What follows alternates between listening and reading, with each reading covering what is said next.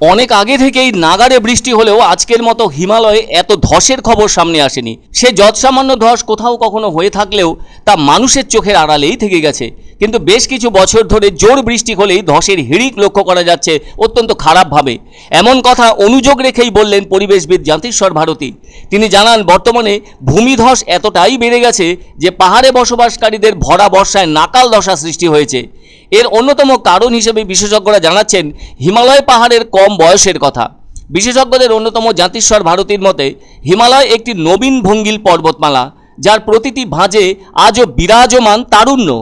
মানব সভ্যতার অগ্রগতির স্বার্থে এই হিমালয়ের উচ্চ শিখর থেকে সৃষ্ট বরফ গলা জলের স্রোত আটকে জল স্তরকে অতি উচ্চতায় বন্দি করে রেখে তিস্তার ওপরে বিভিন্ন স্থানে বিদ্যুৎ উৎপাদন হচ্ছে। আর এই কারণেই সারা বছর সেই আবদ্ধ জলে ভিজে অসুস্থ হচ্ছে তরুণ ভাঁজ পর্বত হিমালয়। এ ব্যাপারে ভূবিশেষজ্ঞদের অন্যতম প্রতিনিধির অভিমত, তিস্তার মতো পাহাড়ি নদীর জল বিদ্যুৎ তৈরির জন্য তিস্তার স্বাভাবিক খাত থেকে অনেক বেশি উচ্চতায় ধরে রাখতে হচ্ছে, যে কারণে ক্যাপিলারি অ্যাকশনে তরুণ ভাঁজ পর্বতের শরীর জলে ভিজে সারা বছর নরম হয়ে থাকছে। এরপর বর্ষার সময় অতি বৃষ্টিতে সেই নরম পাহাড় ভেঙে বিপত্তি ঘটাচ্ছে প্রতিদিন। আর এর সাথে রয়েছে অবৈজ্ঞানিকভাবে বৃক্ষ নিধন। এছাড়াও আছে পাহাড়ের শরীরে পরিকল্পনাহীনভাবে অজস্র বাড়ি তৈরি এবং পাহাড়ি পথ ধরে প্রচুর পণ্যবাহী গাড়ির চলাচল। অনেকে লক্ষ্য করেছেন পাহাড়ের শরীরে একতলা বাড়ির বদলে কয়েকতলা বাড়ি তৈরি হয়ে থাকছে। ফলে অতিরিক্ত ভার বহন করতে হচ্ছে হিমালয়ের মতো নবীন ভঙ্গিল পাহাড়কে। কেননা সবই তো নরম শিলা, ভেঙে যাওয়া তো কোনো কঠিন ব্যাপার নয়, খুবই সহজ। 2023-এর 4 অক্টোবরের সেই মর্মান্তিক স্মৃতি আজও স্পষ্ট হয়ে আছে সকলের কাছে।